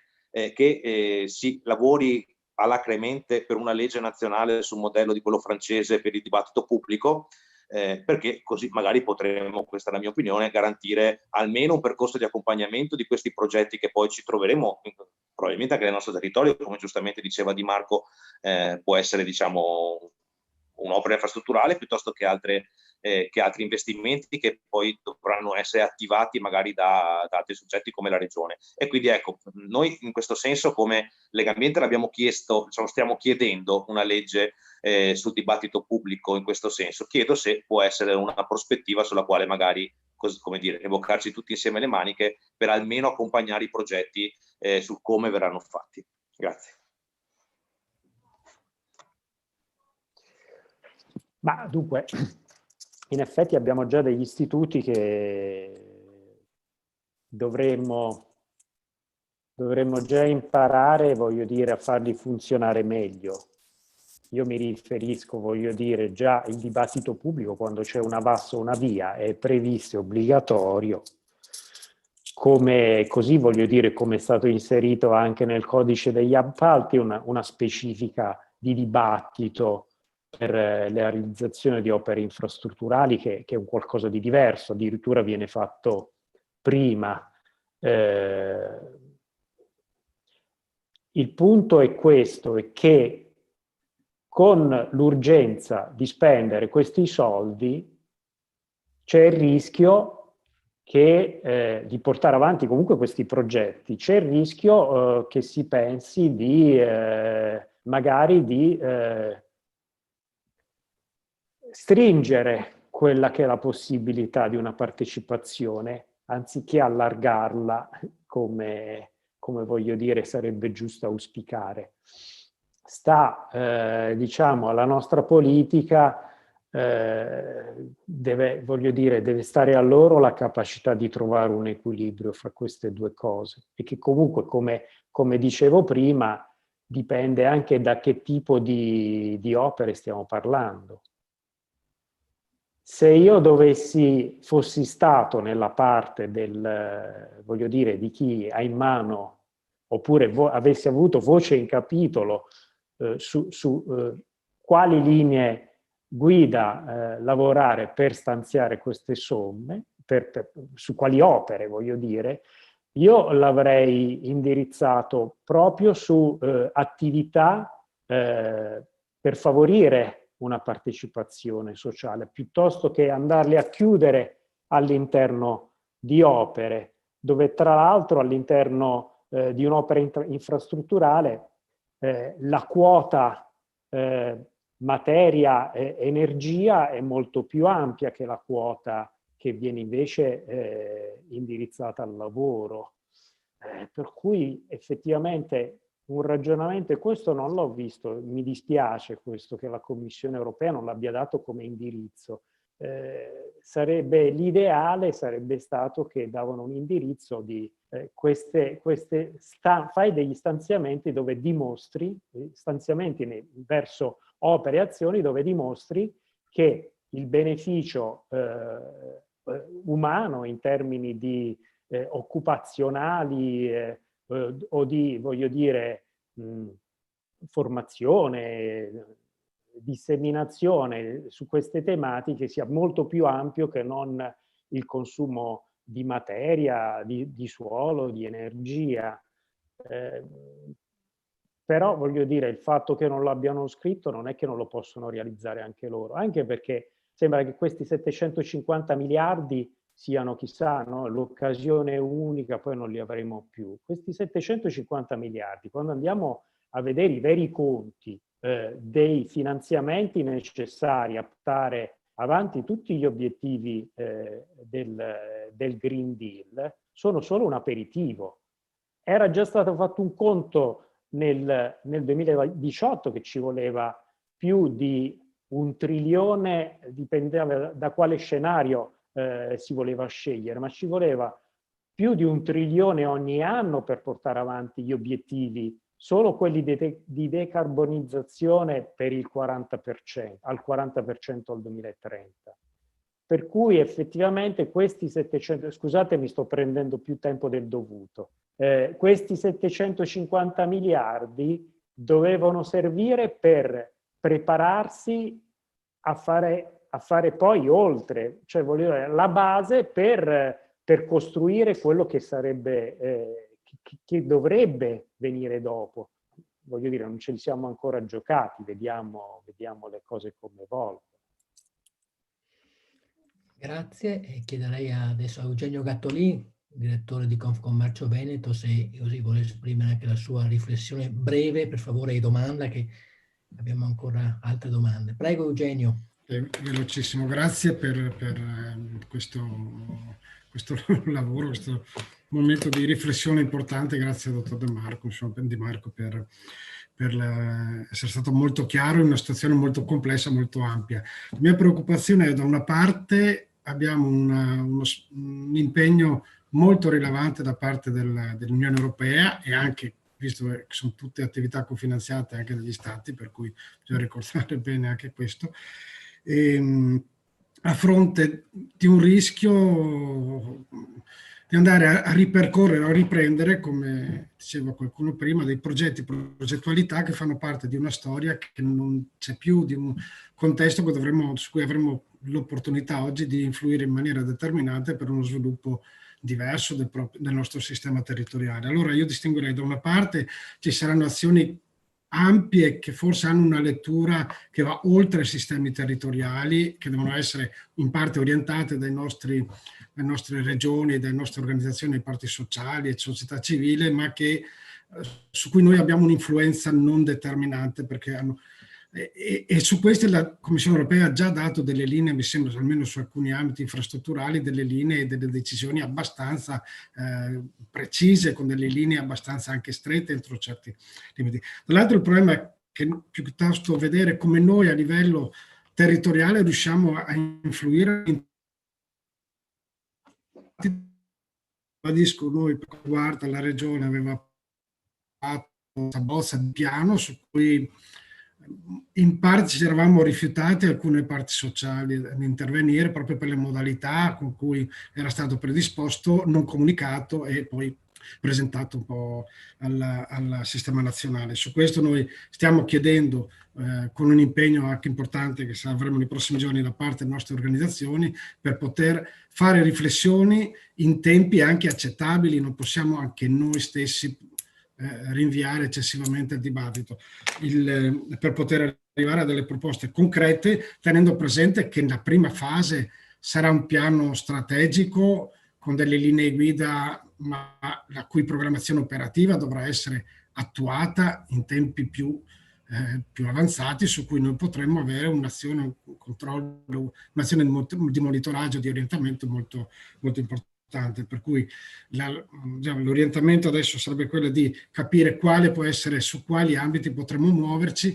Noi crediamo che il sistema delle città, così come sono configurate nel sistema Veneto, possano essere uno dei punti di riferimento su cui impostare modelli e piani di sviluppo. Da una parte abbiamo il sistema territoriale dove operano sistemi di imprese e piani di sviluppo di un certo tipo, dall'altro le città che comunque saranno, e non sto parlando delle mega città, noi non ne abbiamo, ma le città o comunque le aree vaste attorno alle città che sono il futuro di sviluppo, per lo sviluppo del benessere e sviluppo economico. E forse su questo, analogamente a un patto dei sindaci un po' più rafforzato, può essere fatta un'azione di confronto, di collaborazione in tempi molto brevi, che possa portare a delle proposte operative anche efficaci. Ecco, mi domando se questo è realistico, chiedo a Di Marco, se questo percorso, che è un po' schizofrenico, da una parte il sistema ampio nazionale, dall'altro il locale, su cui poi le azioni calano operativamente, su cui il vero monitoraggio sull'output e sull'outcome deve essere importante, insomma, perché oggi non è tanto importante solo spendere, tutti parliamo già di spendere, sì, bisogna anche saper spendere bene queste risorse. Sì, è chiaro che è difficile, io faccio una mia riflessione, è difficile dare una risposta, fate così, cioè non... Bisognerebbe avere la capacità di mettere assieme i pezzi e di allinearli tra di loro. Se l'Europa si è dato degli obiettivi, il governo li deve seguire. Del resto, voglio dire, non è un'imposizione dell'Europa. L'Europa siamo anche noi, perché siamo lì a votare assieme agli altri, no? E abbiamo anche un bel peso, siamo una delle nazioni più popolose. Così come anche la regione dovrebbe a sua volta, non è che fa il piano suo, cioè fa il piano suo senza conoscere quello che sta facendo il governo nazionale. Allora poi comunque quei soldi del piano nazionale ripresa e resilienza impatteranno sul territorio, qui ci vuole una visione d'assieme, così come a tutte le scale, fino alla scala della città metropolitana e del singolo comune. Per questo il quadro degli obiettivi di sviluppo sostenibile è utile, perché, voglio dire, lo applichiamo sul multilivello e diventa il riferimento comune. Per questo io un dialogo con le istituzioni lo imposterei rispetto a questo, ma che non è che vanno sventolati come, non è che dobbiamo sventolare come una bandiera l'Agenda 2030. Noi dobbiamo poi entrare in merito agli obiettivi. Possiamo anche non citarla l'Agenda 2030. Noi dobbiamo parlare di diritti delle persone, delle generazioni attuali e delle future, perché voglio dire, poi è qui, e in questo sta il concetto.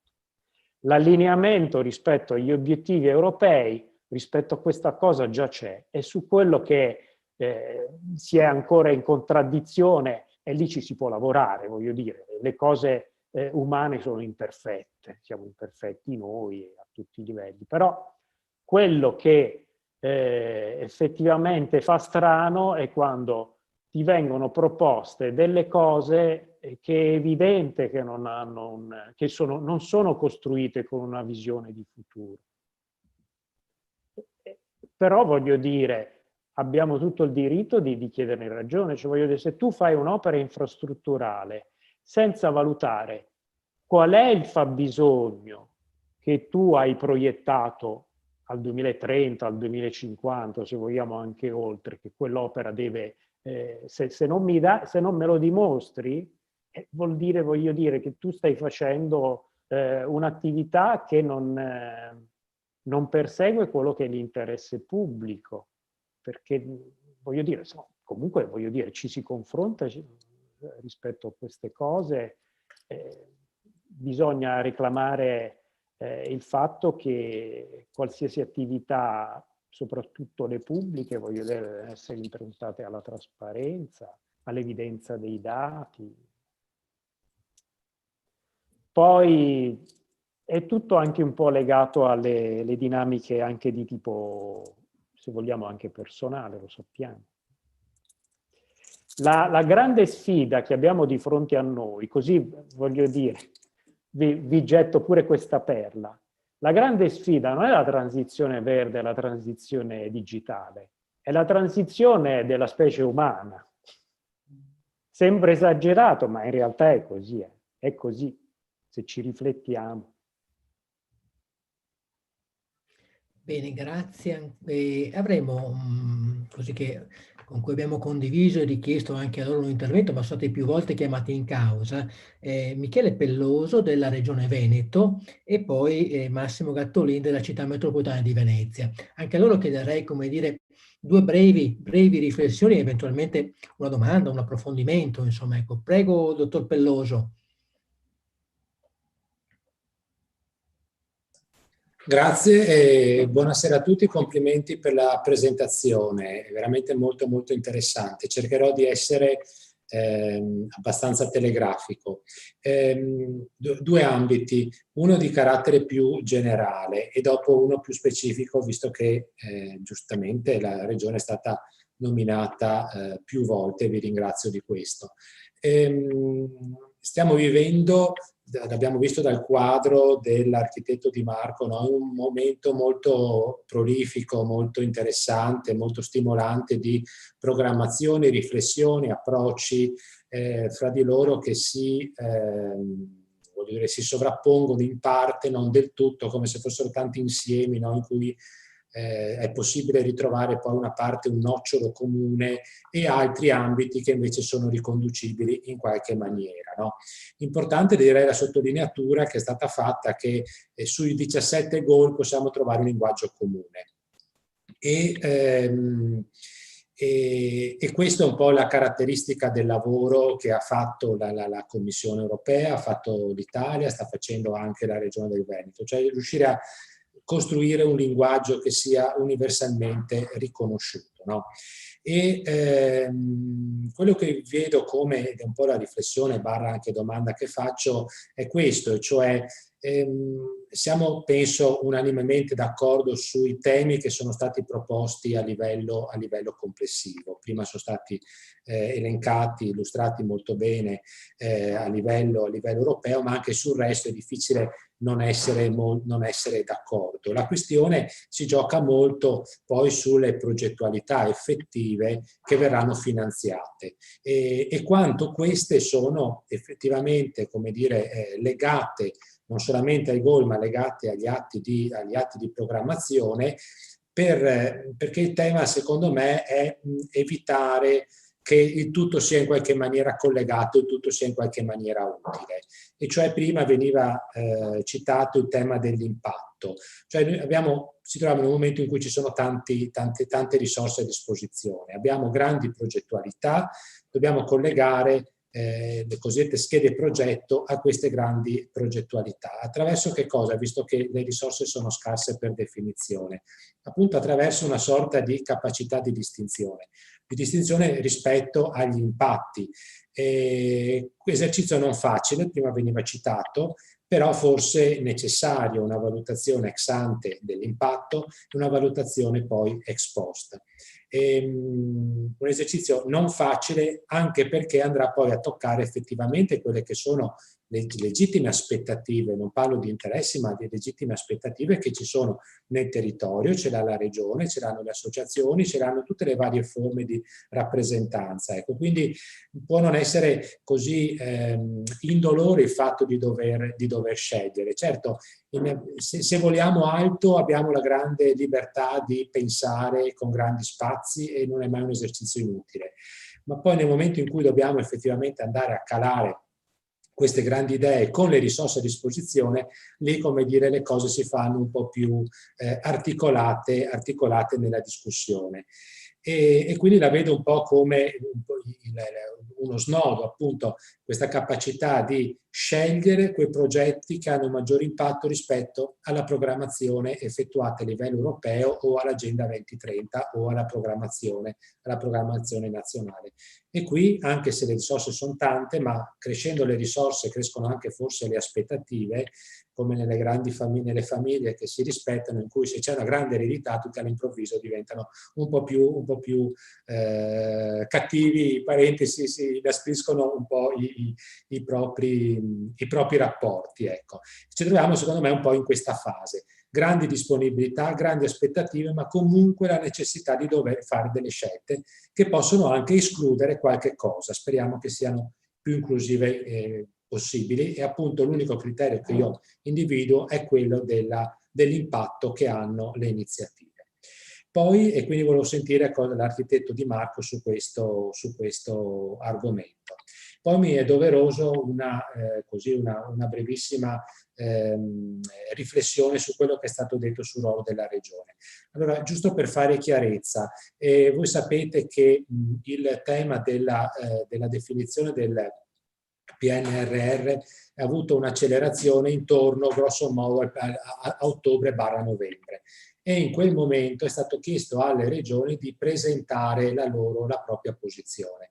Cosa ha fatto la Regione del Veneto? In due occasioni, una prima occasione con un invio il 5 di novembre di questo PRR, Piano di Ripresa e Resilienza, e in una seconda occasione con una DGR invece, quindi con un atto pubblico che voi avete visto, del 17 di novembre. Allora, che cosa abbiamo cercato? Intanto come approccio abbiamo cercato di avere lo stesso linguaggio del programma nazionale, che era suddiviso in missioni ed era suddiviso in ambiti, proprio per acquisire un linguaggio comune. Poi non c'è stato nessun tipo di approccio di carattere selettivo. Perché? Proprio perché sapevamo che era l'inizio di un percorso. Infatti, come regioni, poi verso novembre c'è stato all'interno delle amministrazioni regionali, della conferenza delle regioni, un lavoro di raccolta di queste progettualità che nel Veneto sono anche, per la nostra concretezza, molto appunto di dettaglio, in modo da individuare alcuni ambiti comuni, alcuni cluster che potessero essere presentati al governo. Cosa che è stato fatto con una trasmissione, però vedete, leggete anche voi dai giornali che la situazione è estremamente fluida, nessuno si immaginava che ci fosse un riconoscimento del ruolo delle regioni dichiarato. C'è stata sicuramente un'apertura anche da parte del ministro ancora prima dei primi di novembre, ma poi la situazione purtroppo evolve in maniera anche caotica e non lineare. Da parte dell'amministrazione regionale non c'è nessun atteggiamento di escludere il dibattito. Posso dire che le schede progetto che potete vedere pubblicate sono frutto comunque di riflessioni anche fatte con le parti sociali. Il Veneto è stato sempre aperto al confronto, sia in termini di programmazione generale. Qui l'amico Eugenio Gattolin può essere, se ritiene, testimone, nel senso che ci sono dei momenti formalizzati importanti di discussione, di cui la Regione tiene in maniera conto, in maniera importante, nel senso che riconsidera, poi può essere d'accordo o meno, ma li valuta attentamente. E poi ci sono i contatti che, si evolvono nel tempo quasi quotidianamente. Quindi nessuna volontà di escludere nessuno. È che siamo in una fase ancora estremamente interlocutoria, in cui ci auguriamo che le regioni, come hanno dichiarato in maniera importante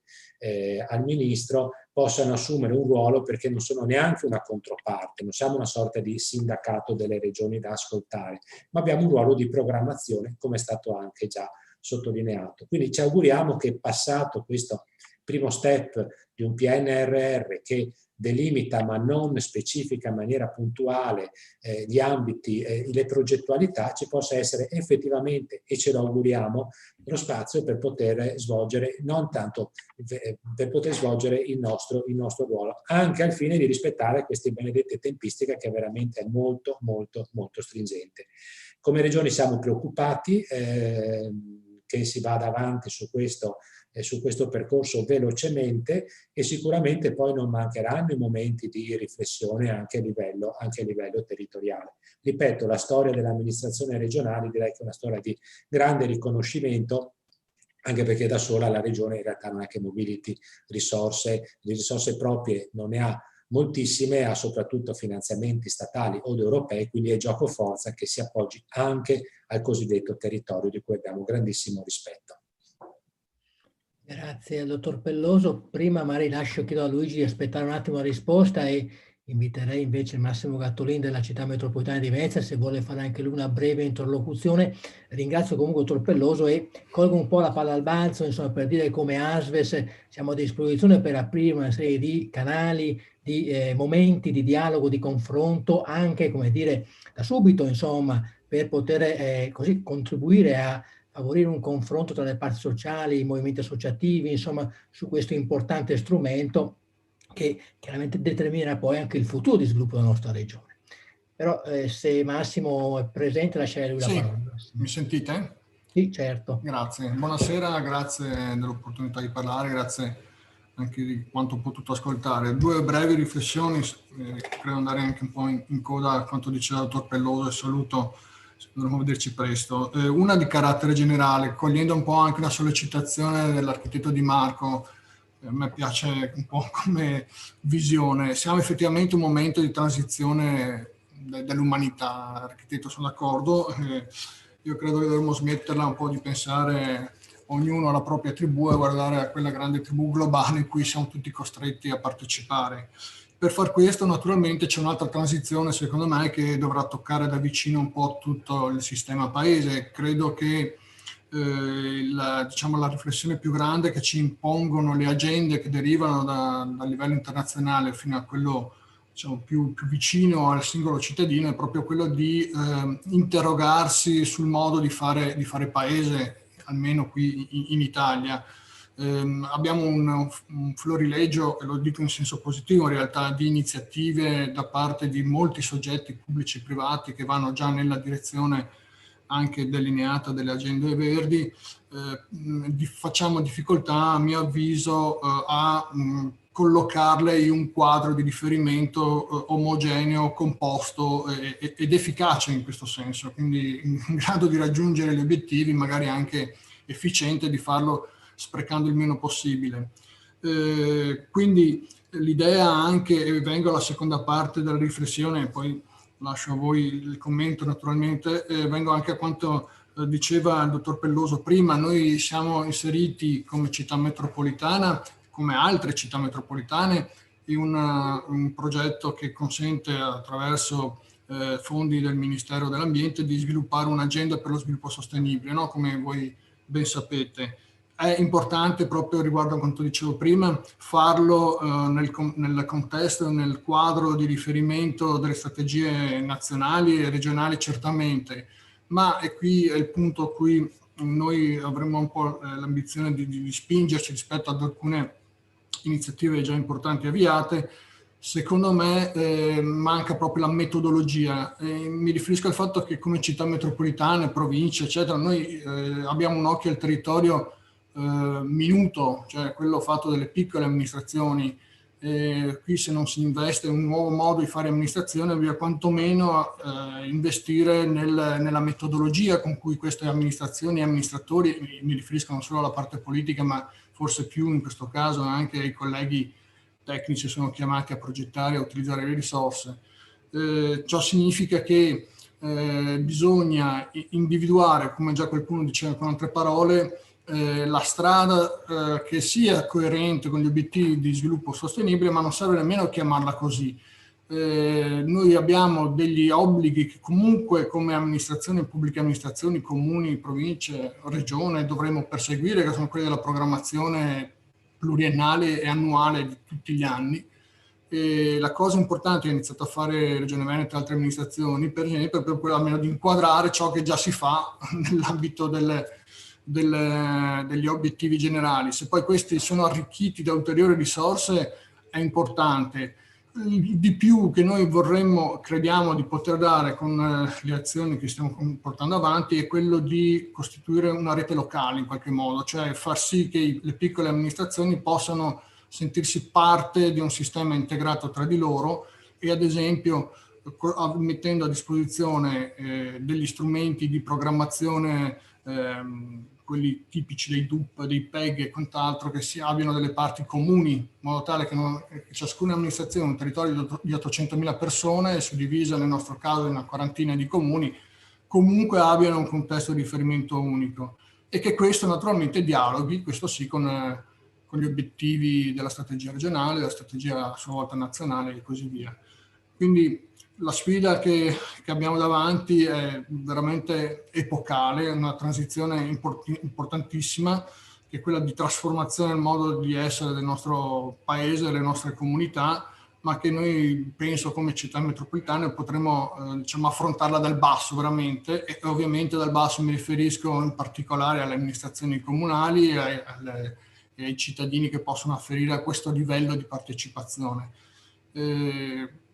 L'obiettivo è importante, è veramente enorme, ma credo che sia ormai imperdibile il passo da dover affrontare. Quindi, come diceva qualcuno, l'elefante è enorme, ma cominciamo a morderlo dalle caviglie almeno, insomma, solo che bisogna farlo velocemente. Ecco, non so, qualche considerazione architetto, mi piacerebbe sentirla anche su questo. Grazie.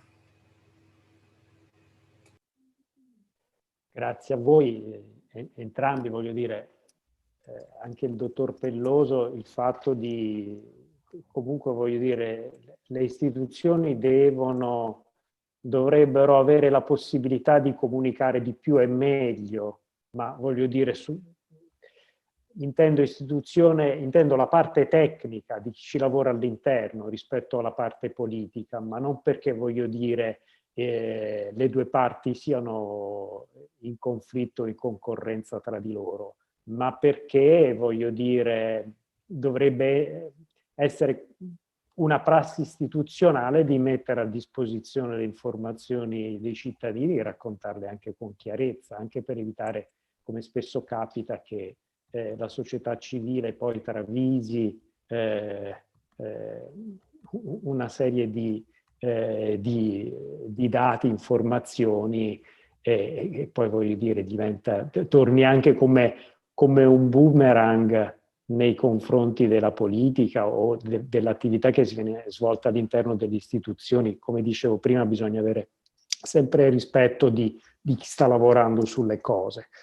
Il punto, visto, voglio dire, per qualche riflessione da condividere, io vedo che poi nell'intervento di Gattolini in particolare, insomma, si parlava di necessità di costruire nuovi metodi. È chiaro, voglio dire, i nuovi metodi li deve costruire chi fa le cose, insomma.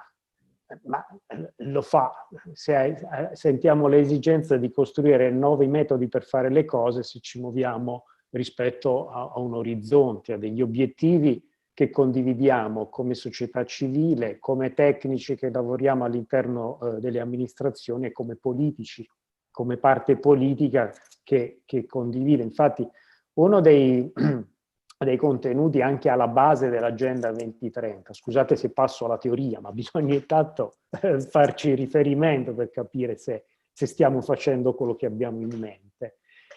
Migliorare l'interfaccia scienza-politica. Questo chi lavora come parte tecnica all'interno delle istituzioni sa che è il problema fondamentale.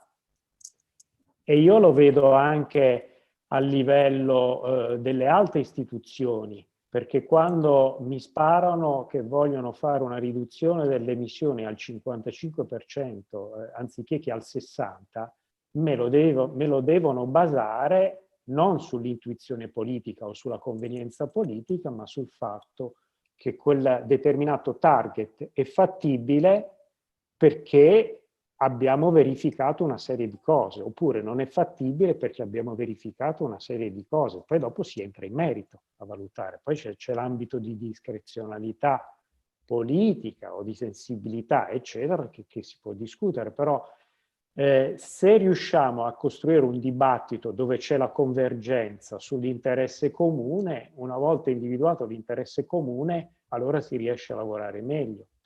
Così riusciamo anche a mettere a sistema quello che diceva Gattolin all'inizio, la frammentazione delle iniziative. Ma quelle iniziative, se riusciamo a, non dico a incasellarle rispetto ai goal, i goal sono, se vogliamo, un po' come i codici della biblioteca per tenere ordinate le cose. È uno strumento, non è il fine, poi incasellare le cose, anche perché, come a volte capita, una volta che è incasellato, che ne so, tra assessorati, è vero, e poi bisogna che gli assessorati si parlano, perché sennò, voglio dire, la visione di sistema si perde. E anche lì rientra il fatto che non è che, voglio dire, siamo in concorrenza gli uni con gli altri, stiamo lavorando rispetto a un progetto comune che comunque va condiviso, va tenuto, è come mantenere il fuoco su quell'obiettivo condiviso da raggiungere. Non sei convinto che quello è il nostro obiettivo comune? Discutiamone. Però va fatto, voglio dire, in tutta trasparenza. Scusate, sono riflessioni libere perché le tematiche sono complesse, però poi quando si tratta di costruire strumenti e metodi, voglio dire, ci si siede attorno a un tavolo e lo si fa, ma lo si deve fare chiaramente con quelli che lavorano sul campo, con chi lavora sul campo, compreso anche, voglio dire, chi bussa alla porta come società civile e che ha, voglio dire, vuole partecipare, contribuire, come del resto sta facendo Asvis.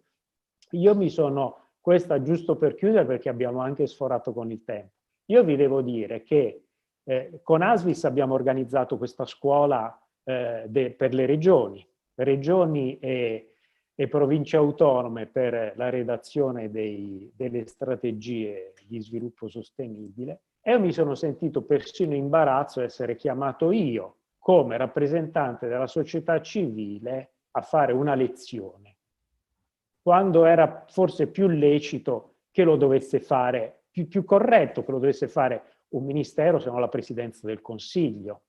È vero, però è un esempio di come una società civile organizzata possa svolgere, spero in maniera quantomeno dignitosa, un ruolo sussidiario alla pubblica amministrazione. E quindi, voglio dire, ci sono delle potenzialità della società civile che devono venire fuori.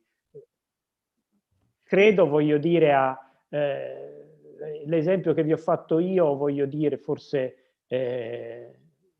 non è calzante rispetto a quelle che sono le potenzialità, spesso sono anche più minute le potenzialità di ruolo sussidiario della società civile. Si tratta di confrontarsi, cominciare a sperimentarle sul campo. Ma non di meno in futuro la pubblica amministrazione io credo che avrà un ruolo maggiore, perché è quello che scusate, così chiudiamo anche il cerchio, è quello che chiede il Financial Times in quell'editoriale che vi ho fatto vedere dell'inizio dell'aprile 2020, un maggior ruolo in pratica del pubblico nell'economia. E questa la nuova era, è questa qua. Grazie Luigi Di Marco anche per queste ulteriori riflessioni e considerazioni, anche questo importante sottolineare questo ruolo anche sussidiario che la società civile può svolgere. A questo proposito siamo un po' in ritardo, effettivamente siamo andati un po' lunghi, però insomma è stato un dibattito credo anche ricco e quindi anche siamo rimasti un po' in meno, però Giorgio Santini, il nostro presidente dell'ASL, voleva fare una riflessione breve proprio alla luce di questi temi che sono emersi, di questo ampio dibattito che c'è stato. Quindi a lui la parola per concludere questo incontro, chiedendogli di essere breve perché effettivamente siamo andati un po' lunghi. Prego Giorgio. Sì, innanzitutto per ringraziare l'architetto Di Marco per la presentazione che ha fatto e per il grosso contributo che ha dato al dibattito e a tutti i partecipanti. E per riprendere proprio l'ultima riflessione che veniva fatta adesso da Luigi Di Marco, insomma, che molti in realtà hanno sollecitato, cioè, c'è bisogno di individuare fondamentalmente un metodo che però in questo caso, mai come in questo caso, è anche sostanza, per districarsi un po' all'interno di questa che è da un lato un'esigenza, dall'altro anche però una grande opportunità, la disponibilità di risorse, una certa condivisione degli obiettivi di fondo, almeno a livello generale, che l'Europa ha ben tracciato e quindi ci ha dato in maniera molto, molto presente, e la necessità però di farli vivere nel territorio, no? Cioè, abbiamo visto prima come la stessa Agenda 2030, quasi tutti gli obiettivi, una grandissima percentuale, vivono poi concretamente sul territorio. Ecco, su questo, questo è il secondo incontro, ce ne sarà un altro che parlerà di disuguaglianze, e questo parlava di strumenti, insomma, di politiche europee, e su questo io desidero solo dire, così agli interlocutori, in particolare quelli istituzionali, che è molto importante valorizzare anche gli strumenti che già abbiamo costruito, no? Michele Pelloso sa che c'è stata una bella discussione attorno alla strategia regionale per lo sviluppo sostenibile, si è formato anche un organismo, un forum, insomma una cosa, un luogo di confronto. Ecco, sarebbe molto molto importante a mio avviso, in questo tempo che è abbastanza breve, ma non è un tempo che ci costringe proprio con le ore contate, provare a fare una valutazione di discorsi anche usciti oggi, ma in generale delle necessità di selezionare bene gli obiettivi in rapporto alla strategia, soprattutto della sostenibilità, ma sappiamo anche adesso la strategia anche di cambiamento che è richiesta dal post-Covid per ripartire in maniera positiva, per fare in modo proprio di individuare quelle scelte, quelle priorità che effettivamente diano in qualche modo il segno, il senso anche nella nostra regione, parliamo della realtà regionale, naturalmente noi dal nostro punto di vista, di andare nella strada giusta, di protagonismo dei soggetti rappresentativi, ma anche di efficacia, no? Si parlava di impatto.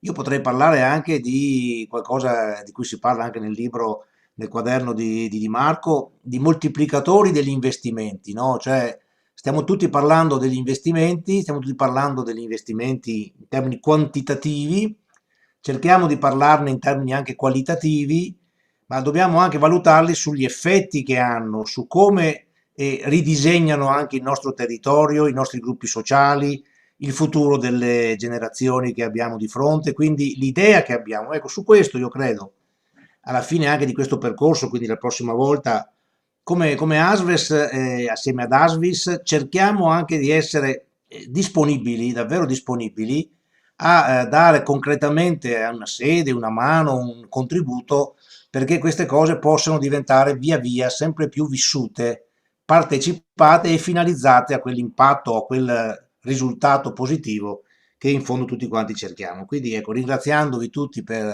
la partecipazione e anche per l'impegno, e a partire appunto dal nostro relatore di oggi che ci ha dato veramente una mano a ragionare su queste cose. Vorrei che ci dessimo un appuntamento anche nelle prossime settimane per riprendere in forma organizzata, in forma positiva anche questo percorso. Bene, grazie anche a Giorgio Santini per queste considerazioni, questa proposta rivolta alle rappresentanti istituzionali qui presenti. Non mi resta che ringraziare Luigi Di Marco, ovviamente ringraziare tutti voi che siete rimasti con noi fino a tardi, perché abbiamo veramente sforato dei 20-25 minuti, cosa non è semplice, però vedo che siamo ancora in molti qui, per cui questo fa piacere, vuol dire che c'è interesse. Darvi appuntamento a lunedì 1 febbraio, sempre alle 16, in cui faremo il terzo appuntamento, il terzo incontro, che toccherà il tema del rapporto tra il ruolo di territorio e il rapporto urbano-rurale, e quindi affronteremo ancora un altro aspetto, altri aspetti in qualche modo hanno a che fare col tema dello sviluppo e della sostenibilità dello sviluppo. Infine mi scuso se non abbiamo raccolto proprio tutte le domande che sono venute in chat, che per necessità e il tempo a volte tiranno non siamo riusciti proprio a esprimerle, però sicuramente avremo modo di tornarci, perché c'è l'intenzione di ASES, ma anche del coordinamento legale e degli altri soggetti con cui abbiamo coordinato questi appuntamenti, di continuare questa riflessione, questo confronto, nell'ottica anche di dare strumenti concreti per promuovere il tema della sostenibilità. Grazie ancora a tutti voi e a presto. Arrivederci. Grazie, arrivederci.